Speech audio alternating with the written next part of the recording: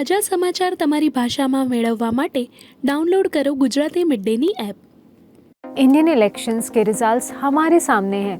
Even though NDA as an alliance तैयार है centre में अपनी गवर्नमेंट बनाने के लिए, कुछ स्टेट्स के results have been really surprising for BJP और उसमें से एक नाम आता है महाराष्ट्र का। इस स्टेट में इलेक्शंस 5 फेजेस में हुए हैं और वन ऑफ दो स्टेट्स है जहां पर सबसे ज्यादा पॉलिटिकल शिफ्ट्स एंड स्प्लिट्स देखे गए थे।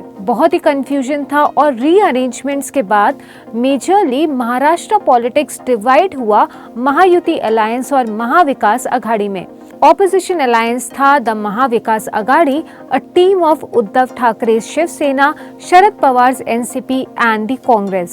जिस दिन हमारा गठबंधन हुआ उसी वक्त हम सारे लोगों ने तय किया था कि किसी व्यक्ति को लेकर नहीं, लेकिन ये जो तानाशाही है देश में उसको खत्म करना चाहिए, देश का संविधान बचाना चाहिए। फिर चाहे सब मिलकर प्रधानमंत्री का उम्मीदवार हम तय कर सकते हैं और मुझे लगता है कि कल वो हो जाएगा। जहां नेशनल लेवल पे it was NDA versus the India alliance, वैसे ही महाराष्ट्र में एक युद्ध छिड़ गया था between the Mahayuti alliance and the Maha Vikas Aghadi. The Mahayuti alliance riding on the Modi wave target बनाया था 45 सीट्स का आउट ऑफ 48।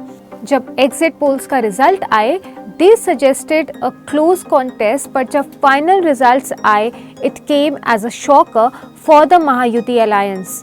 प्रधानमंत्री जी जहां जहां गए, महाराष्ट्र में जहां जहां आए थे वो सारी जगह हार गए और इसलिए मैं मेरी पब्लिक मीटिंग में कह रहा था कि प्रधानमंत्री जी और आने चाहिए महाराष्ट्र में।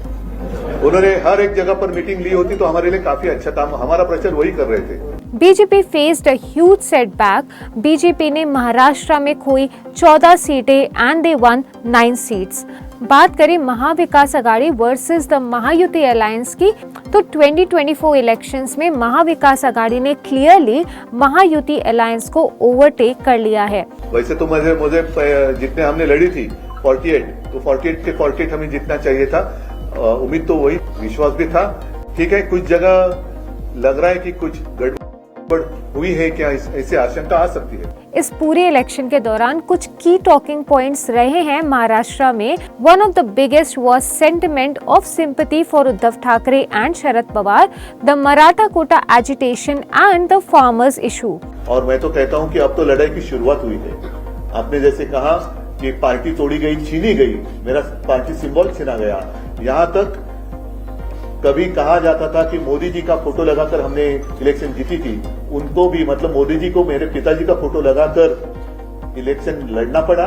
और तो आप देखो, सारी बातें छीनने के बाद भी मैं तो खड़ा रहा। मेरा ऑपरेशन हुआ, सब कुछ हुआ, लेकिन मैं खड़ा रहा। इन लोगों ने मेरी आलोचना की, गाली गलौज की। मैंने कहा नहीं कि मैं तो रोज 5 किलो गालियां खाता हूं जी वगैरह, कुछ कहा नहीं। ना ही मैंने कहा कि मैं परमात्मा का अवतार हूं। मैं तो हूं, कॉमन मैन हूं, बाला साहब का और माँ का बेटा हूं, और मैं तो लड़ा। जितने सारे लोग मेरे साथ खड़े रहे। What do you think कि इस इलेक्शन में सबसे ज्यादा गेम चेंजर क्या फैक्टर रहा है? Let us know in the comment section below. Stay tuned to Midday. Subscribe કરો Gujarati midday. Bell icon પર ક્લિક કરીને મેળવો તમામ વિડીયોના ડાયરેક્ટ નોટિફિકેશન।